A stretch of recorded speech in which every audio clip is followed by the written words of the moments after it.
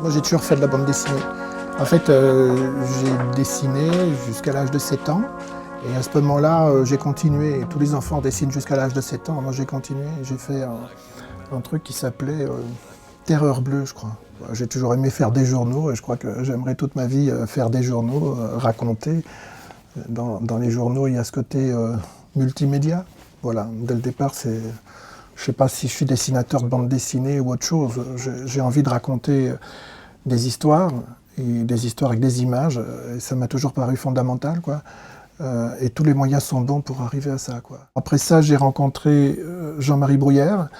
J'avais quel âge? 14 ans, un truc comme ça.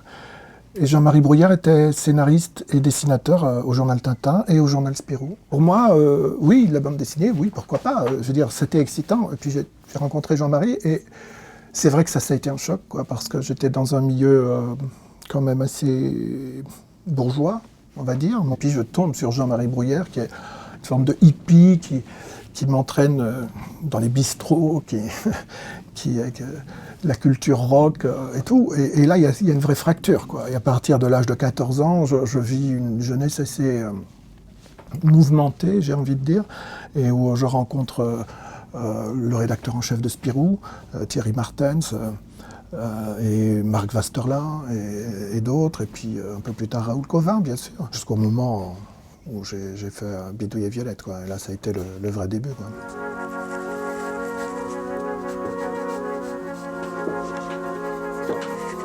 Au-delà de la bande dessinée, ce qui a toujours paru plus important pour moi, c'était l'amour. Voilà. J'étais l'éternel amoureux à 16 ans. Et donc, j'arrivais à Spirou, où à l'époque, il y avait comme seul couple Spirou et Fantasio et Tif et Tondu. L'humoristique était un style qui ne permettait pas, a priori, de le faire.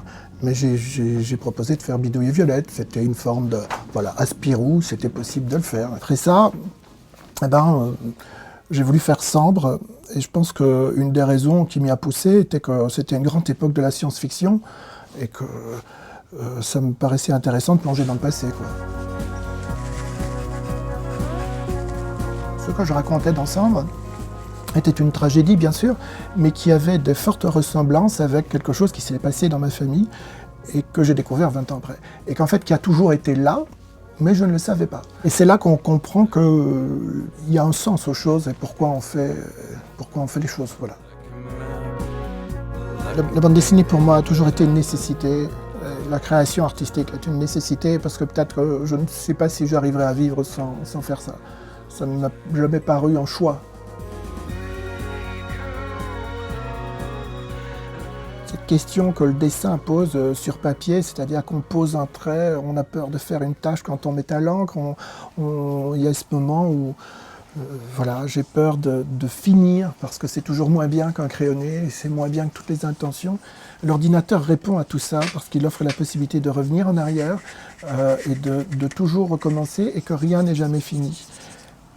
Et donc je me suis lancé dans ce projet qui était au départ un projet d'abord sur Internet, qui n'avait rien à voir avec une bande dessinée, et qui était un site qui s'appelait Mémoire du XXe siècle. Je suis de cette génération informatique qui a commencé avec Internet vraiment au tout début, qui a été...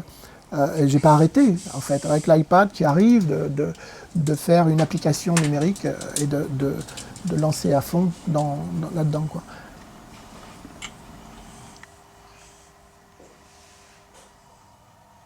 Moi, j'étais surtout connu par ça, mais quelque part, dans ma vie, et surtout au début, la BD était une fonction parmi d'autres qui me passionnait. Hein, je veux dire, vraiment, hein, c'est pas la question. Je me suis investi à fond. Mais voilà, c'est une question d'opportunité. Disons que pendant des années, je voulais faire du cinéma et maintenant, je veux faire un film. Et je me rends compte que pour faire un film, la première chose, c'est qu'il faut faire une équipe. Et il faut avoir une équipe. Et donc, Europa a été le début de cet apprentissage d'équipe. Et donc, je commence à avoir des gens. Donc oui, effectivement, j'ambitionne de faire des films. Mais je ne sais pas sous quelle forme déjà. Je ne sais pas si ce sera sur Internet, parce que je suis un vrai fondu, un vrai mystique d'Internet. Hein. Je veux dire, je dois le reconnaître, je suis geek. Et voilà, c'est presque un hasard. Enfin, je ne sais pas, un hasard. Là, pour l'instant, je suis dans Sambre. Et donc, il y a beaucoup de papier, il y a beaucoup de dessins. C'est très rare ici, en fait. Pendant des années, il n'y avait pratiquement pas de dessin. Je travaillais avant tout à la palette graphique. Et il y a une constante interaction. Je ne fais pas beaucoup la différence d'ailleurs entre le dessiner sur papier et tout. J'ai pas de religion là-dessus. De tout temps, tous les artistes se sont adaptés à leur époque. Et ils ont essayé de tirer le meilleur parti des techniques d'alors. Voilà. Donc je suis là-dedans.